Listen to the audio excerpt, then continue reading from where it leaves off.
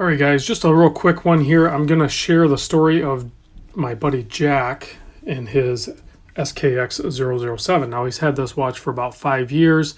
It's always kept good time. Like, I just confirmed it, and it basically is in line with what he's experienced over the last 5 years. It's been plus or minus 5 seconds. So, out of at the time, I bet you Jack probably paid less than $200 for this thing. And to get that kind of accuracy out of a automatic watch, it might be luck, I guess, but it's been consistently lucky, so I don't know how you couldn't call it luck. It's been a good watch. So, but recently, Jack and I have been toying with the idea of me doing a few mods to his watch, and we just never did anything because, well, it was a good watch, and he didn't feel the need to do anything to it, I guess, but inevitably he damaged it, and I don't remember exactly how he did it. I'm not even sure if he knows, but he ended up scratching the hard lex, and he scratched the the aluminum bezel insert. That's the factory one. So I said, all right, now send it to me. I'm going to throw a sapphire crystal in it, and we're going to do a ceramic bezel insert, and then you're good to go. Should be good for another 5 years, hopefully. We'll see.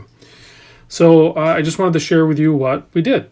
So bottom line is we kept the case, all because it's got dings and scratches and everything like that, and that's his watch. That's Jack put those there, so he wanted to retain that element of the watch. And then, I mean, we toyed with the idea of doing a different dial or even a whole movement swap, but really this one just it worked so good. The lume's really good. The accuracy's more than acceptable. So I said, why don't we just keep it simple? Let me just throw a sapphire in it, throw the ceramic in there, and then I told him I had a crown that I ordered by mistake, which actually fits this one perfect. So what we have here, we'll just start at the top. We have the Namoki's ceramic loomed bezel insert. This is the sub-style one. It's $41 on the website. I believe they're sold out right now. It actually has the little sub-style pip up top, and we'll do a lume shot at the end. And then I went with they have two kinds of crystals now for the SKX. This is what they call the NMK302. This is the double domed, no bevel. So like when you're doing sloped or slanted inserts, like a lot of them are, then it should meet up pretty close to it. And that's what this one does here. So I pressed the crystal in. Actually, I had to do it twice. The first time I kind of goofed it up a little bit. So new gasket, second time was a charm. I got it in there good. And then, the bezel insert. The bezel action on this was already perfect. So I just cleaned it up, took it all off and cleaned it all up for him and everything. So everything's clean and lubed. And then I swapped in this crown. Now this is the, all right, well, hold on, $41 for the ceramic, $43 for the sapphire. So there, we covered that. And then this is the CT228 stem crown assembly from Crystaltimes. And I'll put a link in the description for all this stuff. But it's a little bit larger.